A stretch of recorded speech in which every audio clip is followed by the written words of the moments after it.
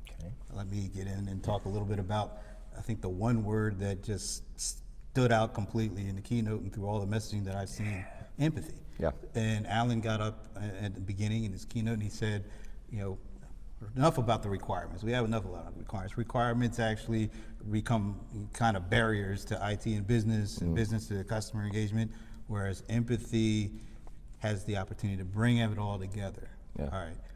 How ready are customers to stop talking about requirements and start really doing empathy? I think time will tell. We feel it every day in our interactions with customers in deep collaborative engagements that we work on with them and with our partners, for that matter as well. I think we see that change happening pretty rapidly and all the time. Of course, there will always be shops that are wedded to waterfall methodologies and deep divides that will continue to exist between business functions and IT functions.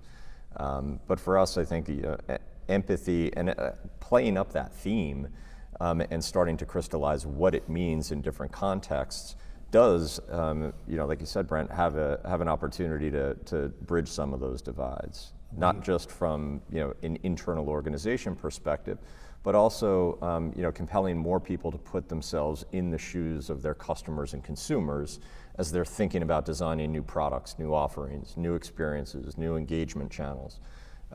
So it's a theme that's been really important to us for a long time, and we're just now starting to really talk about it. I'm stuck on empathy because it was, to me, I think it's such a, I've seen companies talk about it, but you guys are featuring it. It's like almost sort of like empathy as a product or empathy as a service or bring your own empathy.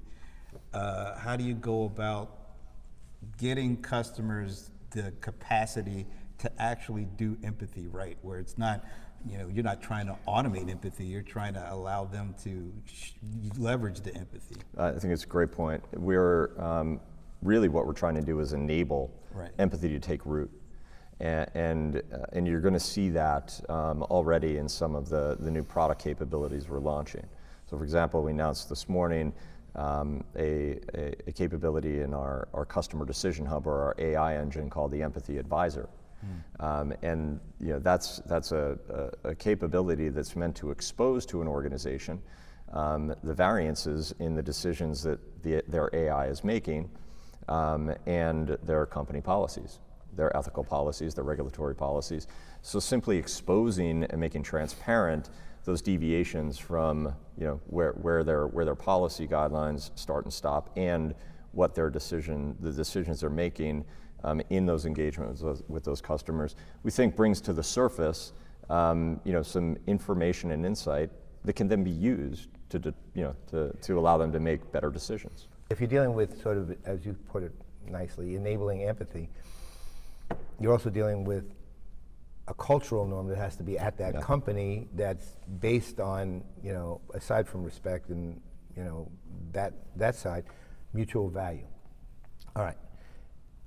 Given that, what if you're saying, okay, well, this is your policy for X, whatever it is, this is what you actually did, fail, but there might be something wrong with the policy.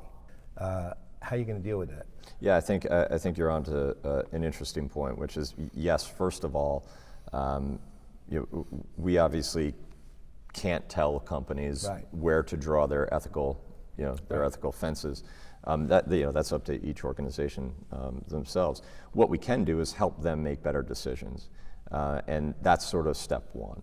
But in doing so, and in working with more and more companies in this particular domain, we will have the opportunity to collect a lot of data and expose that through benchmark studies or larger, longitudinal surveys and studies, and ultimately, perhaps in the future, provide that back out as a scoring methodology or something that that can help them gauge how well they're doing, versus peer groups or the industry at large. Yeah, I mean, I'm with Brent on this one, man. I think this is like, right